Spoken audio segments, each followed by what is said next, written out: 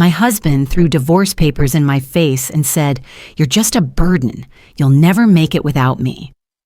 Oh, and did I mention? He left me for my own cousin. Hi, I'm Emma, and let me tell you, he couldn't have been more wrong. What would you do if the person you trusted most betrayed you like that? Would you crumble or rise stronger than ever? I stood frozen in the middle of our apartment, divorce papers trembling in my hands. The thick stack of legal documents felt heavier than they should, their weight pressing down on my chest like a stone.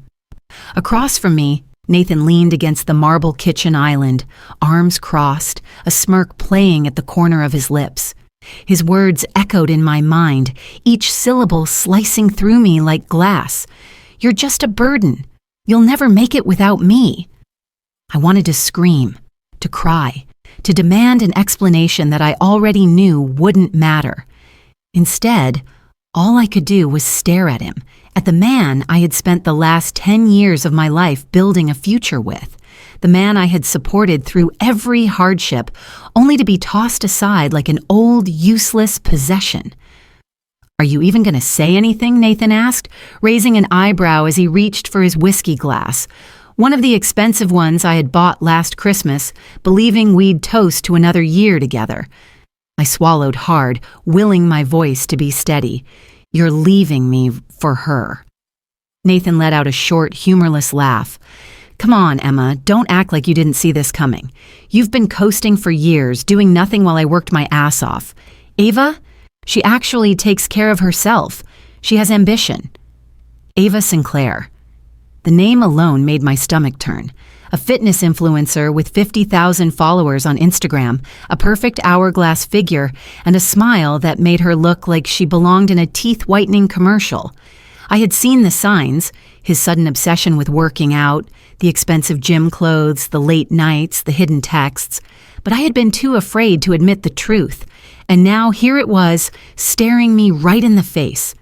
Nathan took a sip of his drink and glanced around the apartment, our home, like he was inspecting a hotel suite before checkout. "I'm taking the Tesla," he said casually, "and the Peloton. I already moved most of my things to Ava's place." The Peloton.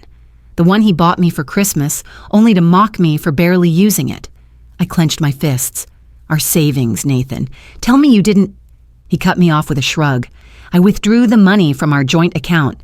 It's not like you contributed much to it anyway."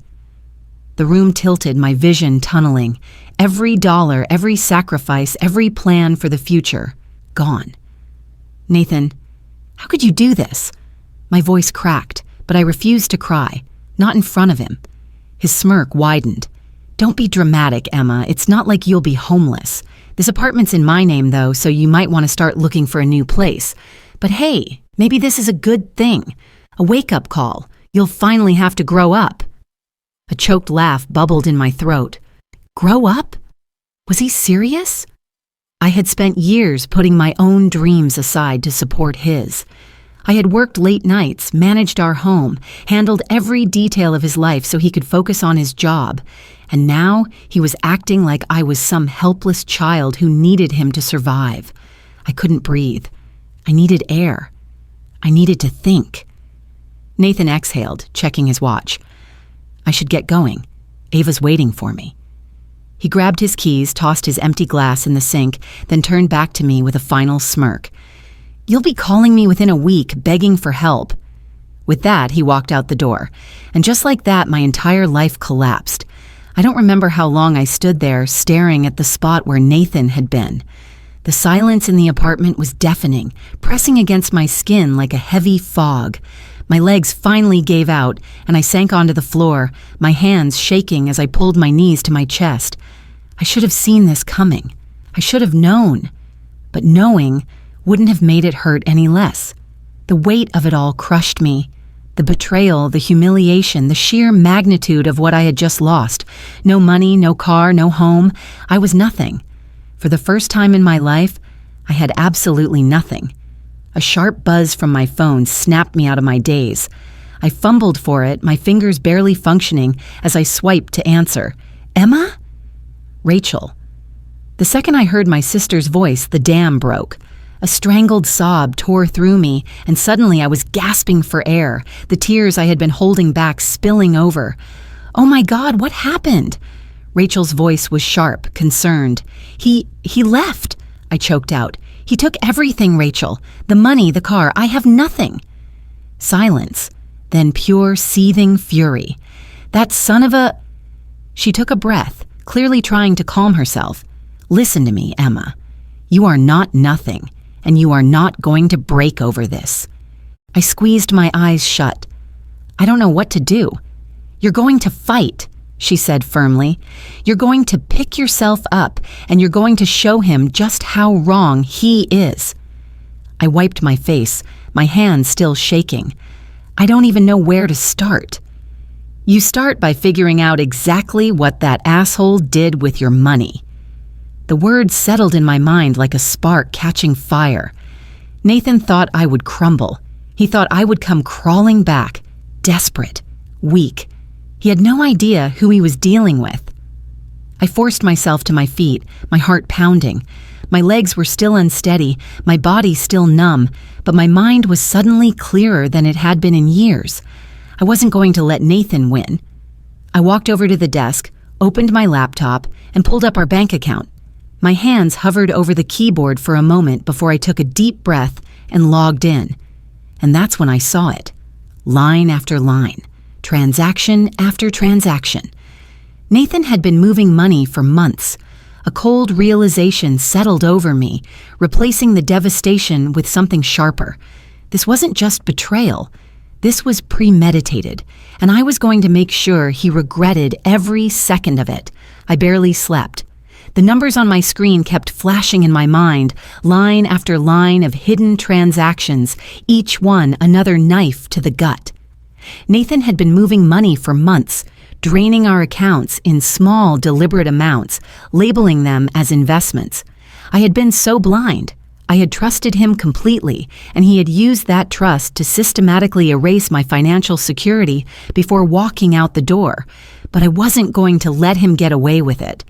By morning, my hands were steady as I dialed the number Rachel had given me the night before. "Whitmore and Associates, how can I help you?" A crisp voice answered. I need to speak with Ms. Whitmore," I said, clearing my throat. "I need a divorce lawyer."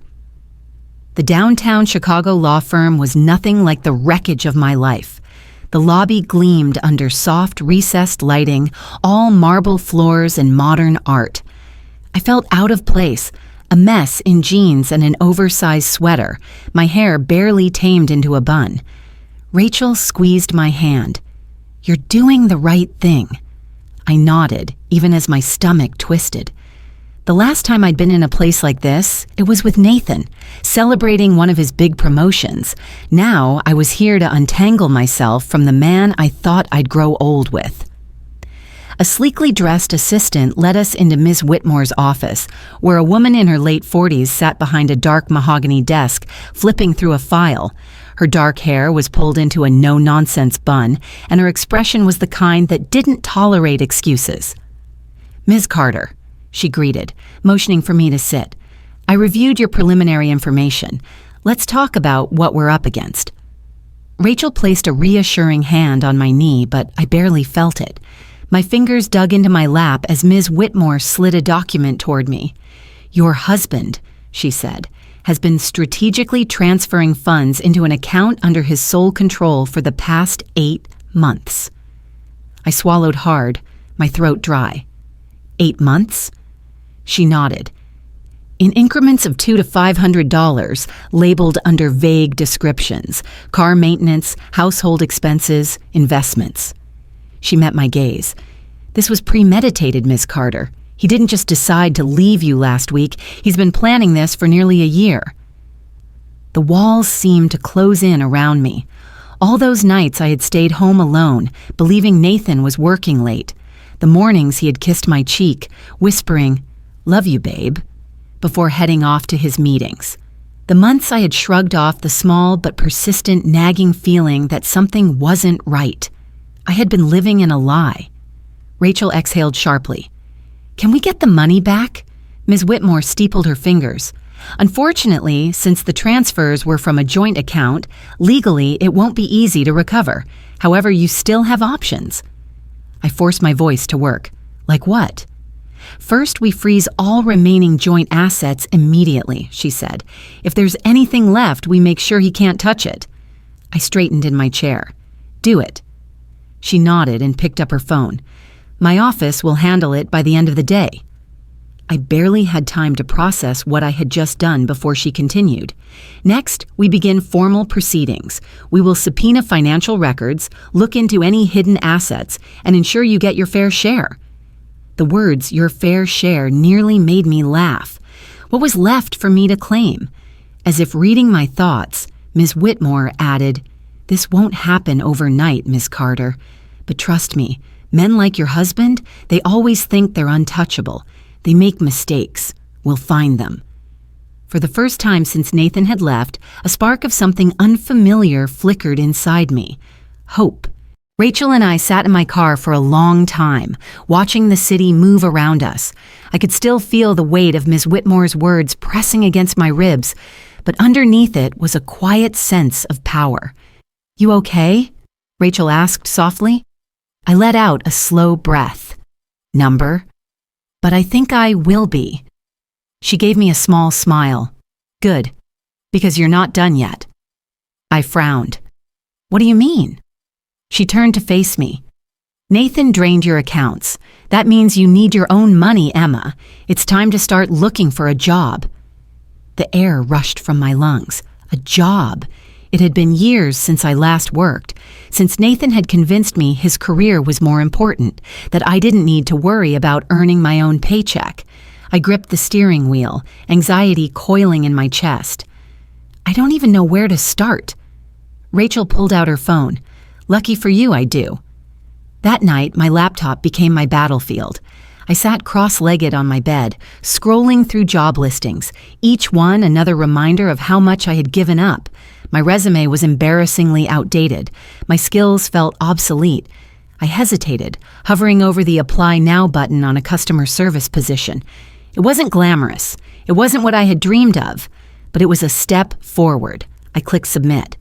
2 days later, an email landed in my inbox. Subject: Interview Invitation, Miller and Company Financial Services. My hands shook as I read the message. I had an interview. I had a chance. But then, just as quickly, the fear returned. Could I really do this? Could I actually go back to work, step into an office, prove to the world and to myself that I wasn't the useless, dependent woman Nathan had made me believe I was? I didn't know. I walked to the bathroom, turning on the light, and stared at my reflection. For the first time in years, I looked at myself not through Nathan's eyes, but through my own. And for the first time in years, I saw someone capable staring back. The elevator doors slid open, and I stepped onto the polished marble floor of Miller and Company. Financial services. The scent of fresh coffee and printer toner filled the air as employees in sleek business attire moved through the space with purpose. I tightened my grip on my leather portfolio, my knuckles turning white. What was I doing here? The navy blue blazer Rachel had lent me suddenly felt too tight, and the heels I had barely worn in years wobbled slightly beneath me. It had been so long since I had set foot in an office, since I had felt like a person with a career, with independence. I took a deep breath and walked toward the receptionist, forcing a confident smile. "Hi, I'm Emma Carter. I have an interview with Mr. Lewis." She nodded and gestured toward a row of plush gray chairs. "He'll be with you shortly. You can wait over there." I nodded and sat down, clutching my resume like a lifeline. My heart pounded in my chest, the self-doubt creeping in. Could I actually do this? Emma Carter? I snapped my head up. A tall man in a tailored gray suit stood in front of me, smiling politely. His neatly combed brown hair and square-framed glasses made him look more like a professor than a corporate manager. I scrambled to my feet, nearly tripping over my own shoes. "Great start, Emma." "Yes, that's me. Matthew Lewis," he said, extending his hand. "Come on in." I followed him into a glass-walled office, my pulse quickening as I lowered myself into the chair across from his desk. So Emma, he began, scanning my resume, you have a background in administration and finance, but you took a break for several years. Can you tell me why? My throat went dry. The truth sat heavy on my tongue. I had put my career on hold to support my husband's ambitions, believing in a future that no longer existed. But how could I say that without sounding weak? I lifted my chin. I stepped away from work to focus on family, but now I'm eager to return. I've always been highly organized, detail-oriented, and I learn quickly. Matthew studied me for a moment, then nodded. That's good to hear. Let's talk about your technical skills. Do you have experience with modern accounting software, CRMs, cloud-based data management? Panic spiked in my chest. I hesitated, scrambling for an answer that wouldn't make me sound completely incompetent. I used QuickBooks and Excel in my previous role, but I'm always willing to learn new programs. Matthew tapped his pen against the desk. We use Salesforce and advanced data analytics tools. How comfortable are you with adapting to unfamiliar systems? I swallowed hard. Not comfortable at all, but quitting wasn't an option. I won't lie, it's been a while, I admitted, but I'm a fast learner. If given the opportunity, I'll make sure I'm up to speed as quickly as possible. He leaned back, tapping his fingers together, then offered a small smile. That's the kind of answer I like to hear. An hour later, I stepped out of the building, my hands still trembling. The interview had been rocky, and I had stumbled through more questions than I wanted to admit. I reached for my phone, already preparing myself for disappointment. One new email. Subject: job offer, Miller and Company Financial Services. My breath caught. I scanned the message twice, making sure I wasn't imagining it. I had gotten the job. I let out a disbelieving laugh. I did it. My first day at work felt like being dropped into an alien world. Employees bustled through the open workspace, typing furiously on sleek company-issued laptops. Conference calls echoed through glass-walled meeting rooms, and everywhere I turned, people seemed to be moving at a pace 3 steps ahead of me. I took my seat at my assigned desk, staring at the dual monitors in front of me. The software on the screen looked unfamiliar, and every time I clicked on something, a new error message popped up. I gritted my teeth. Stay calm, Emma, you'll figure it out. Need some help? I looked up to see David Miller, one of my new colleagues, leaning against my cubicle wall with an easy smile. David was about my age, dressed in a button-down shirt with the sleeves rolled up. He exuded a calm confidence that made it painfully obvious he knew what he was doing. Unlike me. I let out a nervous laugh. Is it that obvious? He smirked. A little. I sighed. I used to be good at this. Now I feel like an old model of a phone that can't keep up with new software updates. David chuckled. Well, lucky for you, I happen to be great at software updates. He pulled up a chair. Let's start with the basics. I exhaled in relief. Maybe I wasn't as alone in this as I thought. By lunchtime, I had finally started to get a grasp on the systems. I wasn't perfect, but at least I wasn't drowning. That sense of accomplishment lasted exactly 2 hours. Because at 3 p.m., the office buzzed with whispers as an important client arrived. And then I saw him, Nathan. He walked through the glass entrance, all confidence and arrogance, shaking hands with the executive team. He was dressed in a custom navy suit, his signature Rolex flashing under the office lights. He hadn't seen me yet. I shrank into my chair, my hands gripping the edges of my desk. What was he doing here? Then, as if sensing my presence, his gaze landed on me, and he smirked. A slow, knowing smirk that sent ice through my veins. I could see the amusement in his eyes, the unspoken words written all over his expression. Look at you, struggling in your little desk job. I told you you'd need me. The confidence I had been building cracked.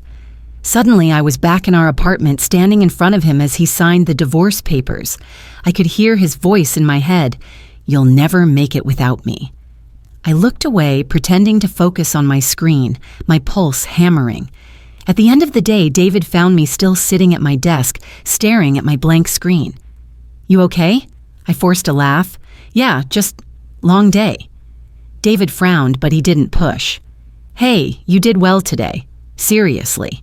I exhaled, shaking off the encounter with Nathan. Thanks, David. I needed that. He gave me a reassuring nod. See you tomorrow, rookie. As I packed up my things and walked out, I made a silent promise to myself. Nathan could smirk all he wanted. He could walk through this office like he owned the world. But I was not the woman he left behind. That night, I sat on my bed, my laptop open to a YouTube tutorial on Salesforce and data analytics. If I was going to survive in this job, if I was going to prove Nathan wrong, I had to be better. I hit play, determination burning in my chest. For the first time in years, I felt capable. The first few weeks at Miller & Company Financial Services had been overwhelming, but I was finally getting the hang of things. The spreadsheets, the analytics software, the daily reports. I had once thought I was too outdated to survive in a corporate environment, but I was learning fast, and it felt good. Not bad, rookie, David said one afternoon, leaning against my cubicle as I finished reconciling a client's account. I smirked, saving my work with a flourish. High praise from the office expert, he chuckled. You're catching up quicker than you think. I wanted to believe that. But just as I was starting to regain my confidence, Nathan found a way to crawl back into my life. That evening, I sat at my kitchen table, going over my own personal bank records. Since Nathan had wiped out our joint account, I had been monitoring my finances carefully, making sure I could afford my modest one-bedroom apartment and still rebuild my savings. But as I scrolled through old transactions, something caught my eye. A series of payments Nathan had made over the past year, all labeled under vague terms like investments and business expenses. I frowned. These weren't our household bills. Clicking deeper into the records, I cross-referenced the payments with what I had found the night he left me. A pattern emerged. Nathan hadn't just been draining our savings, he had been shifting money in and out of accounts that didn't belong to him. A slow chill crept up my spine. He wasn't just a lying cheater, he was hiding something. Across town, Ava Sinclair was also beginning to have her doubts. For weeks, she had been noticing small inconsistencies, excuses about delayed payments, canceled dinner reservations, whispered phone calls. Nathan quickly ended when she entered the room. She had fallen for the charming, successful businessman Nathan portrayed himself to be. But now, the cracks in his perfect facade were starting to show, and she didn't like being played. That night, as Nathan stepped out onto the balcony of their high-rise apartment, scrolling through his phone with a frustrated look, Ava made a decision. She was going to find out the truth. The next morning, my phone buzzed with a blocked number. I hesitated. Was it Nathan? Curiosity got the best of me. Hello? A pause. Then a voice I never expected to hear. We need to talk. My grip tightened around the phone. Ava, she exhaled sharply. Look, I know I'm probably the last person you want to hear from, but I think Nathan's lying to both of us. I almost laughed. Now she figured it out. What do you want? I asked coolly. Ava hesitated. I've seen some weird financial transfers on Nathan's accounts. Things don't add up. My breath caught. Go on. She sighed. There's money moving in and out of places that don't make sense. I thought he was loaded, but lately he's been acting nervous, like he's running out of cash. A sick satisfaction curled in my stomach. Nathan had walked out on me, confident that I would collapse without him, and now he was the one falling apart. Meet me, Ava said. I'll show you what I found. That evening, I sat across from Ava at a small cafe, trying to suppress the overwhelming irony of this moment. She looked different in person, less perfect, more real. The usual social media glow she carried in photos wasn't there. She looked tired. She slid her phone across the table. Look at these. I scanned the screen, my pulse quickening. She was right. Nathan was bleeding money. Transfers to multiple accounts, payments labeled under company expenses that didn't match up. And then I saw it, a charge to his company credit card for a Tiffany ring. I looked up at Ava, stunned. You knew he bought you this ring, right? She frowned. Of course. Why? I slid the phone back to her. Because he used his corporate account to buy it. Ava's expression darkened. That's illegal. I leaned forward, my voice steady. He's not just hiding money from you, he's committing financial fraud. Her hands clenched into fists. That bastard! I exhaled. This was it. This was my chance. For weeks, I had been picking up the pieces, trying to rebuild my life from the wreckage he left behind. Now, I had the upper hand. Later that night, I met with Ms. Whitmore at her law firm. I placed my notes and Ava's screenshots in front of her. I want to go after him. Legally. She skimmed through the evidence, then looked up at me, a slow smile spreading across her face. This is good. Very good. I nodded, my heart pounding. Nathan thought he had won, but he had underestimated me. And now, it was my turn to strike. I sat in Ms. Whitmore's office, my fingers tightening around the stack of documents in front of me. The cool, sterile air of the conference room did nothing to calm the storm raging inside me. I had spent weeks feeling powerless, but today was different. Today I had proof. Across the table, Ms. Whitmore adjusted her reading glasses, flipping through the financial statements Ava and I had compiled. She scanned them in silence, her lips pressing into a thin line. Rachel sat beside me, her arms crossed, radiating pure fury. Ava, looking far less confident than her usual social media persona, twisted the ring on her finger. Finally, Ms. Whitmore exhaled. This is quite the mess Nathan has created for himself. My jaw clenched. It's fraud, right? She gave a slow nod. It's more than that. If what we're seeing here is accurate, Nathan has not only manipulated you financially in your marriage, but also misused corporate funds. That's not just unethical, it's criminal. Ava let out a bitter laugh.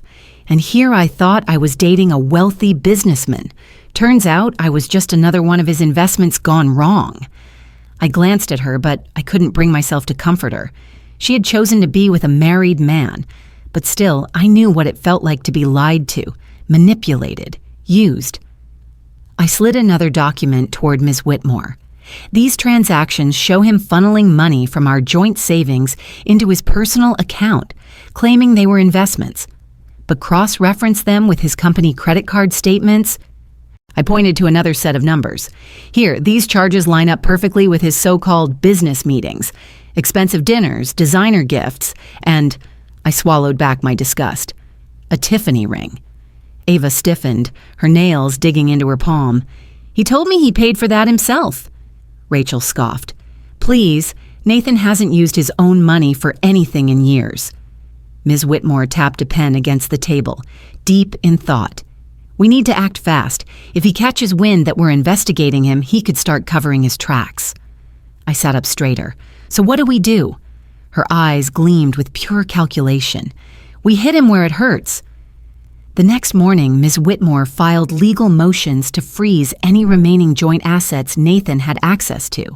At the same time, she submitted a formal complaint to his company's legal department, requesting a review of his financial activities. By noon, Nathan's perfect world began to crack. His phone rang, first once, then twice. By the third time, I finally glanced at the screen. Nathan. I ignored it. A minute later, a text came through. Nathan, we need to talk. I turned my phone over and took a deep breath. Let him panic. Later that evening, Rachel and I sat in my apartment, sipping wine as I checked my emails. My stomach flipped when I saw one from Ms. Whitmore. Subject, urgent update, legal action initiated. I opened it, scanning the contents. Nathan had been served. A formal court summons was issued, citing financial misconduct in our divorce case. But the real kicker? His company had already begun an internal audit, reviewing discrepancies in his expense reports.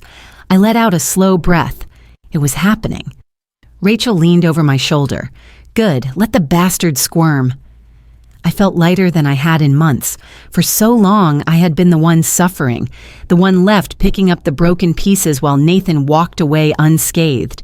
But now he was the one unraveling. That night, my phone buzzed again. Nathan. I hesitated, staring at the screen. I could almost picture him, sweating in his overpriced suit, pacing the floor of whatever hotel room he had checked into, realizing for the first time that he wasn't untouchable. Another message came through. Nathan, "Emma, please, just talk to me." I smirked. "No, thanks." I blocked his number and set my phone down. As I walked to my bedroom, I felt a weight lift off my shoulders. Nathan's downfall had just begun, and I had never felt stronger. Nathan adjusted his tie as he stepped into his corporate office, his usual self-assured smirk in place. He had spent weeks trying to figure out why the company had suddenly stopped approving his expense reports, why his superiors had been watching him more closely. He told himself it was just standard protocol, nothing serious. But as soon as he walked through the glass doors that morning, he felt it. The receptionist barely met his eyes. His colleagues, who once laughed at his jokes and envied his lifestyle, now exchanged glances when he passed. Something was off. Then his boss appeared. "Nathan, my office, now." Nathan's stomach dropped. The office was cold, not just from the air conditioning, but from the way his boss, Richard Adams, senior vice president, was staring at him. A thick file sat open on the desk. Nathan caught glimpses of bank statements, corporate credit card reports, email exchanges. His pulse pounded. "I assume you know why you're here," Adams said flatly. Nathan forced a laugh. "Richard, if this is about my expense reports—" "This is about fraud, Nathan." Nathan's breath hitched. Adams leaned forward. "You used company funds for personal expenses, expensive dinners, luxury gifts, even a ring. Did you think no one would notice?" Nathan swallowed hard. It was all business related. I was networking, building client relationships." Adam slammed a report onto the desk. "You used a corporate card to buy a Tiffany ring, Nathan. That's not networking. That's embezzlement." Nathan opened his mouth, but no words came out. His boss exhaled sharply. "Effective immediately, you are terminated. Your severance is revoked. Security will escort you out." Nathan's ears rang. This wasn't happening. But then, 2 uniformed security guards entered the office. It was happening. One by one, he was forced to pack up his desk under the watchful eyes of people who had once admired him. Now, they were enjoying his downfall. As he was led through the office, whispers followed him like a curse. By the time he reached the elevator, the door slid open, revealing Ava standing inside. Her eyes widened. Then she saw the security guards, and she smiled. The apartment was eerily silent when Nathan walked in, his box of office belongings tucked under his arm. He barely had time to set it down before he noticed Ava standing by the window, arms crossed. "I heard," she said, voice sharp. Nathan rubbed his temples. "Ava, not now." She laughed, a bitter, humorless sound. "Not now? Nathan, you just got fired for embezzlement. You swore you were wealthy, that we'd have a life of luxury, and now you're just a fraud." Nathan's hands curled into fists.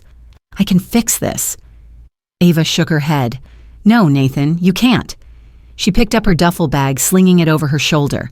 "I wasted months on you." He scoffed. "You knew what this was." Her gaze darkened. "Yeah, and now I know you're not worth it." She walked to the door, pausing for just a moment. "By the way," she added, her voice dripping with amusement, "Emma says hi." Then she was gone. And for the first time in his entire life, Nathan was completely alone. Days passed. Nathan sat in the dark, scrolling through his phone, trying to call anyone who could help. His old business contacts ignored him. His so-called friends, the ones who had enjoyed his money, his connections, his success, had suddenly disappeared. Then, the final blow came, a knock at the door. When he opened it, his landlord stood there, an eviction notice in hand. "Your rent is overdue, Mr. Hayes. You have 3 days to vacate." Nathan stared at him. "I just need a little more time." The landlord sighed. "That's not how this works." With that, he walked away, leaving Nathan standing in the wreckage of his own life. That night, Nathan sat in his empty apartment, staring at the bottle of whiskey on the counter. His hands shook as he picked up his phone. He had one last option, one last person who might still care. He dialed. It rang twice before going to voicemail. He hesitated, then spoke. "Emma, I was wrong about you." His voice cracked. I need help." A long pause. Then he ended the call. On the other end of the city, Emma watched the voicemail notification pop up on her screen. She didn't listen to it. She didn't have to. Instead, she deleted it and felt nothing. Nathan Hayes had finally fallen, and she had never felt freer. I barely had time to sip my morning coffee before I heard the hushed whispers spreading through the office.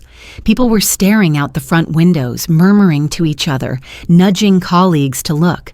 I frowned, setting down my cup, and followed their gazes. Then I saw him. Nathan. Standing outside the building, hands shoved into the pockets of a wrinkled blazer, his hair unkempt, his eyes hollowed out from exhaustion. He looked unrecognizable. Gone was the man who used to strut through expensive restaurants, flashing his Rolex, dripping with confidence. Now, he looked like a man who had lost everything. I exhaled slowly, willing my pulse to stay steady. "Emma," David's voice came from behind me. "You don't have to deal with this." I tore my gaze from the window and turned to face him. His brows were furrowed in concern, but I offered a small, reassuring smile. "I know."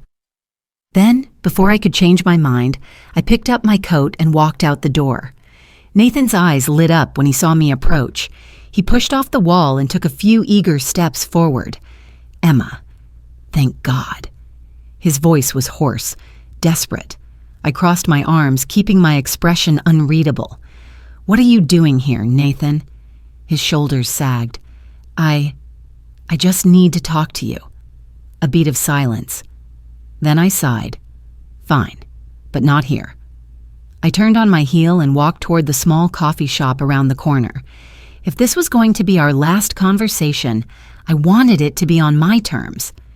The cafe was warm, filled with the scent of fresh espresso and cinnamon. I took a seat by the window, Nathan settling across from me.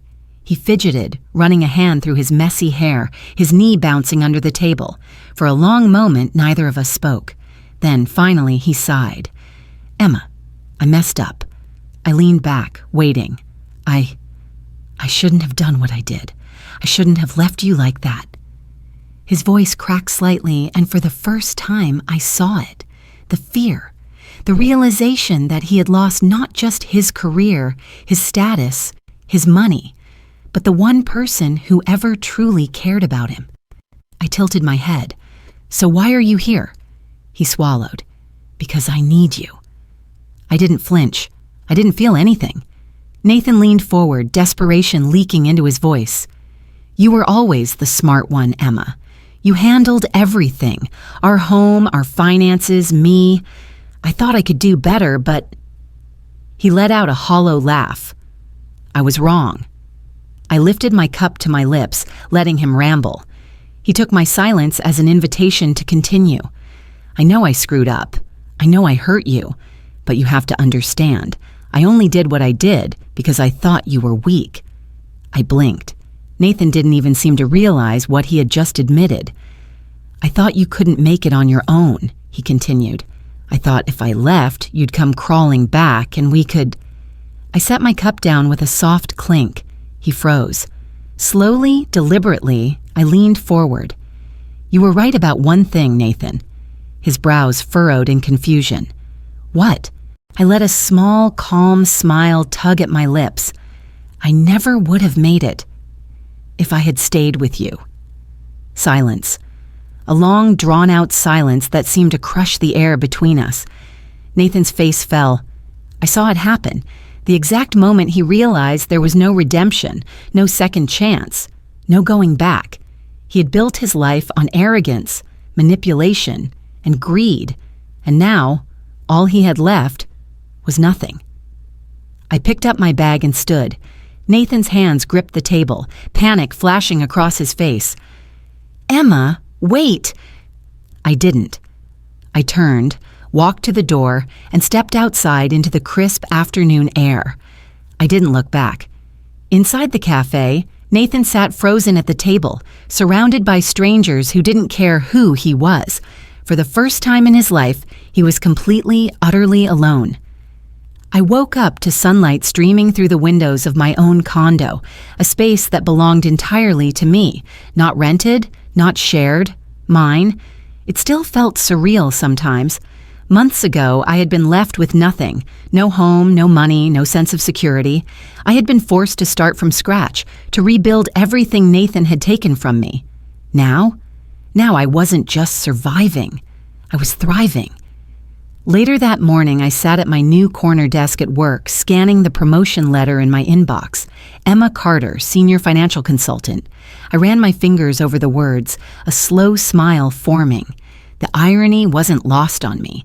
Nathan had tried to control my financial future, convinced I was too weak, too naive to manage money without him. And now, I was making a career helping other women regain their financial independence, helping them navigate divorce, avoid manipulation, and take back control of their lives. If only he could see me now. That evening, I was unpacking the last of my boxes when my doorbell rang. Rachel. She stepped inside carrying a bottle of wine. "So, this is the famous condo?" I grinned. "It is." She let out a low whistle, glancing around at the modern open space. "Damn, sis, this is incredible." I exhaled, looking around with her.